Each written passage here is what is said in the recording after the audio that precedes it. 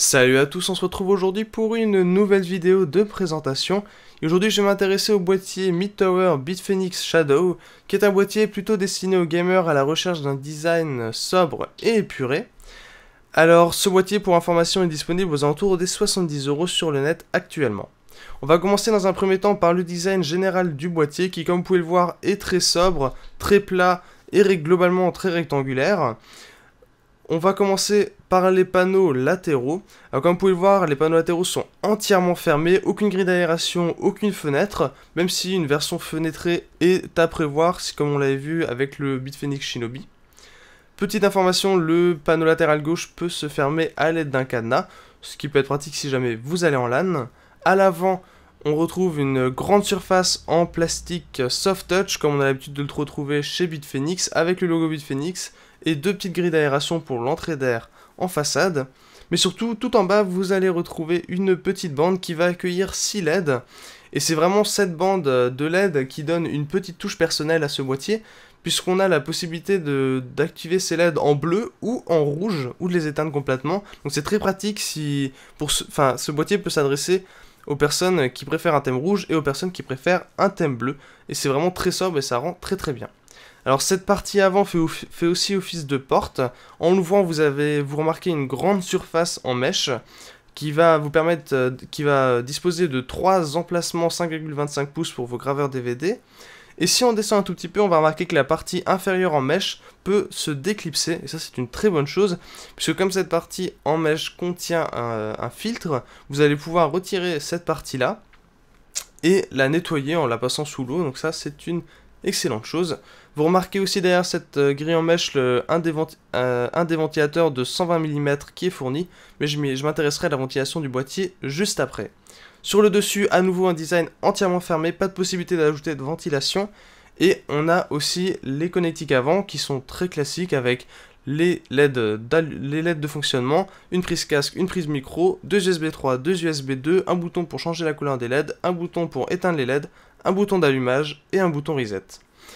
Alors, ceci étant dit, on va pouvoir regarder à l'arrière ce qui est présent. Donc, on a à nouveau du très classique avec l'ouverture pour les connectiques arrière de votre carte mère, un emplacement ventilateur 120 mm, des ouvertures pour passer des câbles ou faire un water cooling externe. On a 7 emplacements PCI qui utilisent un système de montage rapide que l'on retrouve très très souvent chez Bitfenix, qui ne nécessite qu'une seule vis pour visser et maintenir vos slots, vos cartes PCI. Et tout en bas de l'arrière du boîtier, on retrouve très classique l'ouverture ATX pour votre alimentation.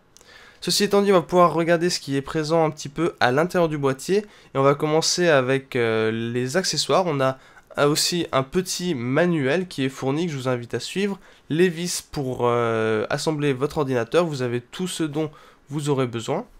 Et on a aussi une petite pièce pour renforcer la fixation de l'alimentation au boîtier.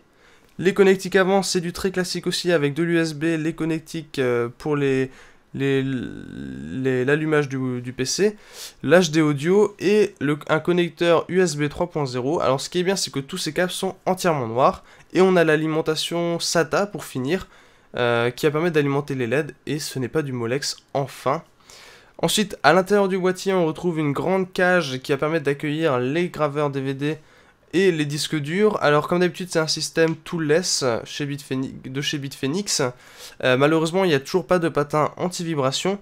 Néanmoins c'est très efficace, il faut simplement le renforcer avec une vis. Alors en bas du boîtier vous allez retrouver un emplacement, et ça c'est nouveau, 2,5 pouces qu'il faudra visser par le bas du boîtier. Très pratique pour installer un SSD. Pour continuer en bas vous allez retrouver 2 emplacements filtrés. Un des emplacements va permettre d'accueillir un ventilateur de 120 mm et l'autre vous permet de filtrer l'entrée d'air de l'alimentation. Ceci étant dit, au niveau de l'agencement global intérieur, il n'y a aucun problème. On a des grandes ouvertures pour faire passer les câbles et pas besoin de visser les entretoises puisque tout est déjà intégré au boîtier. A l'arrière, on retrouve une grande ouverture à l'arrière de la carte mère pour changer de système de refroidissement. Une ouverture 8 pins, mais malheureusement il faut faire passer le câble 8 pins avant d'installer la carte mère, et ça il faut le savoir. On a assez peu de place malheureusement sur une grande partie de l'arrière du boîtier, avec seulement un demi-centimètre. Mais en fait au niveau du câble management, ce qu'il faut faire plutôt, c'est faire passer les câbles tout à gauche, à l'arrière de la cage pour graveur DVD et disque dur, où là il y a beaucoup plus de place. Donc voilà, par exemple, j'ai stocké des câbles Molex supplémentaires, mais sinon c'est très difficile de faire passer tous vos câbles à l'arrière. Au niveau de la ventilation, vous avez deux emplacements 120 mm à l'avant avec un ventilateur déjà installé, un ventilateur de 120 mm installé à l'arrière, et vous avez la possibilité d'en ajouter un en bas du boîtier en entrée. Et petite touche qui fait plaisir, c'est que ces ventilateurs sont tous connectés et disposent de connecteurs 3 pins pour les brancher directement à la carte mère. Voilà, c'était tout pour cette petite vidéo de présentation. Je vous remercie de l'avoir regardé et n'hésitez pas à vous abonner à la chaîne.